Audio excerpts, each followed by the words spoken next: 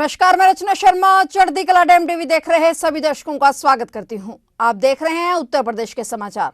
मुख्यमंत्री योगी आदित्यनाथ ने आज रविवार को गोरखपुर में शहरवासियों को 116 करोड़ रुपए की परियोजनाओं की सौगात दी है। सीएम ने सबसे पहले कार्यक्रम में सफाई मित्रों का सम्मान किया। इस दौरान कार्यक्रम में संबोधन के जरिए मुख्यमंत्री का मार्गदर्शन भी उन्हें प्राप्त हुआ। मुख्यमंत्री ने अभिनंदन इंटर कॉलेज में सफाई मित्रों का सम्मान करने के बाद मनसे नगर निगम की 109 करोड़ रुपए से अधिक की लागत वाली विभिन्न विकास परियोजनाओं का शिलान्यास एवं लोकार्पण भी किया। कार्यक्रम में स्वच्छता एवं वायु प्रदूषण के मद्देनजर 3 जेसीबी, 6 मैजिक और 1 वाटर स्प्रिंकलर को भी हरी झंडी दिखाकर रवाना किया गया। इस दौरान सीएम योगी ने लोगों से अपील की कि महानगर को स्वच्छ एवं सुंदर बनाए रखने में सहयोग करें।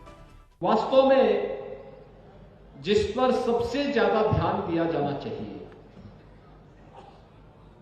वह किन्हीं कारणों से उपेक्षित हो जाता था। कितना भी हम अच्छा कर ले, घर कितना भी अच्छा हो, अगर साफ सफाई न हो, रंग रोगन न हो, तो उस अच्छाई की कोई कीमत नहीं होती। हम शहर को कितना भी सुंदर क्यों न बना ले, अच्छी सड़कें दे दें, चौड़ी सड़कें दे दें, लेकिन अगर सफाई न हो तो सारी मेहनत में पानी फिर जाएगा। इसलिए सारी सुंदरता की आत्मा किसी में निहित करती है तो इन स्वच्छता कर्मियों पे निहित करती है। इसलिए इनका सम्मान और इनकी सुरक्षा तो दोनों आवश्यक है। मुझे प्रसन्नता है कि इन्हें कई कवर सुरक्षा के प्रदान किए जा रहे हैं।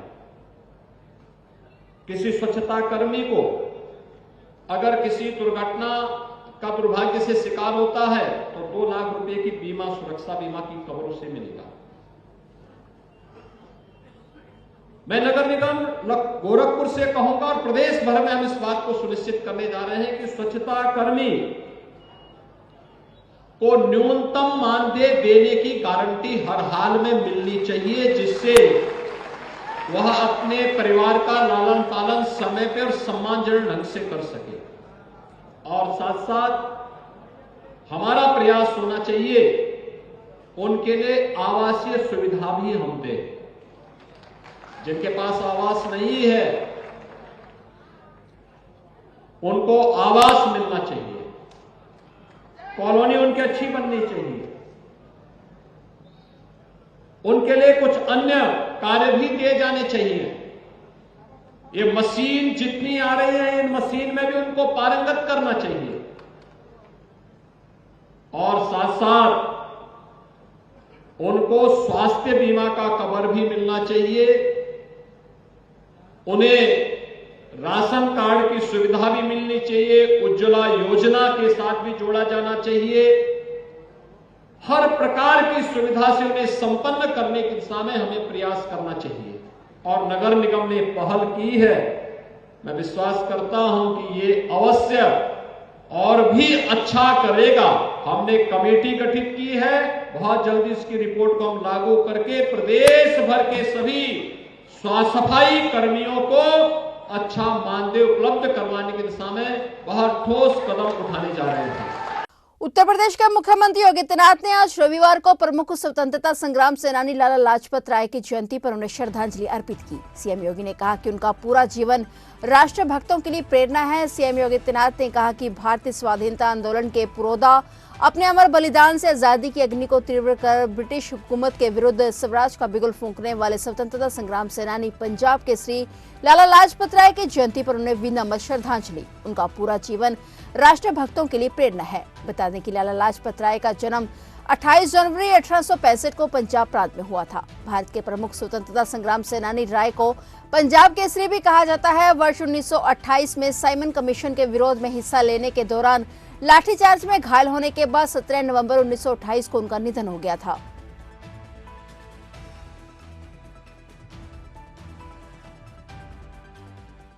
मुख्यमंत्री योगी आदित्यनाथ ने विधानसभा दातागंज क्षेत्र के गांव सैजनी में बनाए गए एचपीसीएल प्लान का शिलान्यास किया। यहां 342 करोड़ की 44 परियोजनाओं का लोकार्पण और शिलान्यास किया गया। उद्घाटन और शिलान्यास कार्यक्रम के बाद मुख्यमंत्री ने जनसभा को संबोधित किया। इस दौरान सीएम ने कहा कि 7 साल पहले तक लोग बंदायु आने से डरते थे, लेकिन आज उत्तर प्रदेश दंगा नहीं बल्कि उत्सव प्रदेश बन गया है। उन्होंने कहा कि प्लान की शुरुआत के बाद किसानों के पराली तथा गोबर बेचकर कमाई कर सकेंगे। रोज 14 मीट्रिक टन बायोगैस और 65 मीट्रिक टन जैविक खाद बनेगी। मुख्यमंत्री ने कहा कि प्लान पर पराली बेचकर किसान कमाई भी करेंगे और उनके खेत भी की उर्वरा शक्ति भी बढ़ेगी। किसान समृद्ध होंगे, नौजवानों को रोजगार मिलेगा। वहीं अयोध्या के राम मंदिर का जिक्र करते हुए सीएम योगी ने कहा कि 500 वर्षों का इंतजार समाप्त हुआ। 22 जनवरी को अयोध्या में भगवान रामलला के प्राण प्रतिष्ठा का कार्यक्रम था ही। भारत के गौरव की भी प्राण प्रतिष्ठा हुई है। यही राम राज्य है। उन्होंने कहा कि जब सरकारें अच्छी होती हैं तो आस्था का सम्मान होता है।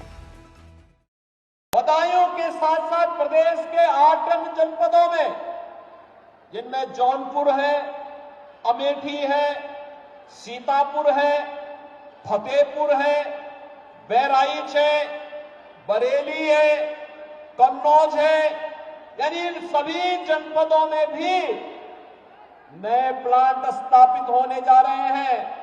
एक प्लांट पर 50 एकड़ जमीन चाहिए, लेकिन 130 से लेके 150 करोड़ रुपए का निवेश भी होगा। और जब प्लांट बनकर के तैयार होगा तो लगभग 100 नौजवानों को नौकरी भी उसमें प्राप्त होगी। लाखों किसान उसके माध्यम से सीधे सीधे उनकी आजीविका में वृद्धि होगी और उनकी आमदनी बढ़ेगी, जिसके कारण स्मॉग जैसी समस्या का समाधान होगा। आपने देखा होगा ये जो प्लांट बनेगा, यह 14 मीट्रिक टन कंप्रेस्ड बायोगैस बनाएगा और 65 मीट्रिक टन इससे कंपोस्ट बनेगी। ये 8 प्लांट जब 8 काम करने लग जाएंगे, 1,47,000 एकड़ खेती की समस्या का समाधान भी करेंगे। जो अत्यधिक केमिकल फर्टिलाइजर का उपयोग करते हुए हमने खेती को अधिक से अधिक जहरीला बना दिया, किडनी फेल हो रही है, लीवर फेल हो रहे हैं, कैंसर जैसी बीमारियां आ रही हैं, इसका समाधान आज जिसको प्रधानमंत्री जी ने प्राकृतिक खेती कहा, जैविक खेती कहा, उस जैविक खेती के लिए जो केमिकल फ्री होगा उसके लिए कंपोस्ट देने का काम भी ये प्लांट उपलब्ध कराएगा। जिसको आप वेस्ट कहते थे, अब वो वेस्ट नहीं, वो वेल्थ का काम करेगा।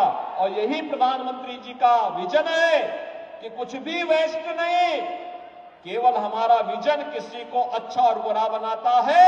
हम उसको किसानों की समृद्धि के साथ जोड़ करके उसको वेल्थ में बदलने का काम करेंगे। कंप्रेस्ड बायोगैस प्लांट उसी एक नई श्रृंखला को चलने का और युग परिवर्तन का कारण बनेगा। इस दृष्टि से बदायूं वासियों को मैं इसके लिए हृदय से बधाई देता हूं।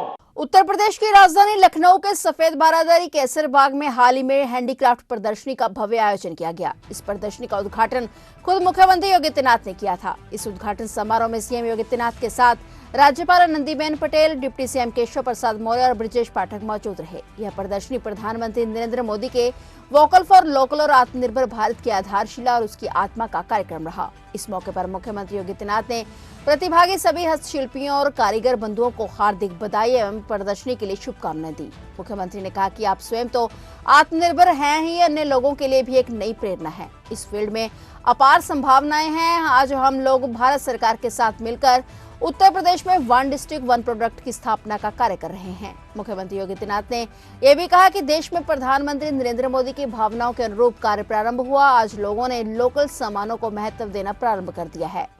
देखने के लिए भले ही एग्जीबिशन हम लोगों को एक संक्षिप्त रूप लग रहा हो, लेकिन यह आदरणीय प्रधानमंत्री जी के वोकल फॉर लोकल और आत्मनिर्भर भारत की आधारशिला और उसकी आत्मा का कार्यक्रम है।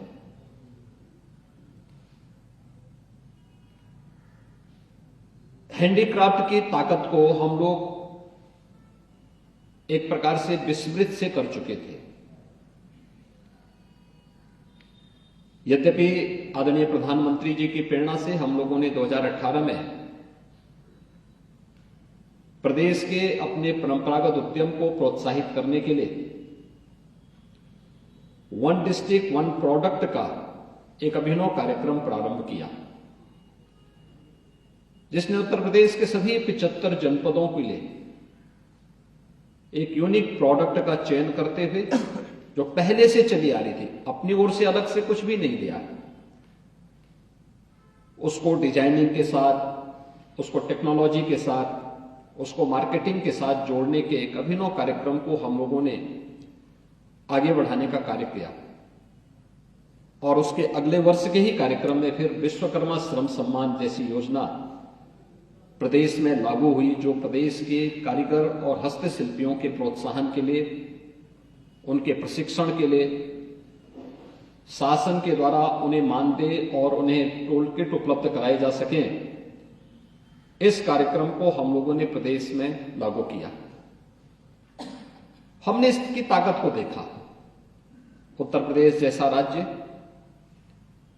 जिसके बारे में कहा जाता था कि ये लैंडलॉक्ड स्टेट है, यहां से एक्सपोर्ट नहीं हो सकता, जिसके बारे में लोगों की अन्य तमाम धारणाएं थी, मैं देख के ताज्जुब था कि अगले 2-3 वर्ष के अंदर ही हमारा जो एक्सपोर्ट था यूपी का, वह 2 गुने से अधिक हो गया। और उत्तर प्रदेश के अंदर हर एक ओर सरकार के द्वारा थोड़ा प्रोत्साहन दिया गया, परिणाम बहुत अच्छे निकले। कोरोना कालखंड के दौरान जब लॉकडाउन लगा था, उससे पहले यहां पर आदरणीय राज्यपाल महोदय ने बहुत सारे अभिनव प्रयोग प्रारंभ किए थे, खासतौर पर महिला सशक्तिकरण के लिए, उन परिवारों के लिए जो अब तक कार्य से वंचित थे। उनके अभिनव प्रयोग की जो सबसे महत्वपूर्ण कड़ियां थी, उनमें से हमारे आंगनबाड़ी केंद्र भी थी। राजभवन वही मैंने उत्तर प्रदेश के ओडीओपी के जुड़े हुए उन बर्तनों को देखा, जो जैसे खुर्जा का, क्रॉकरी का था।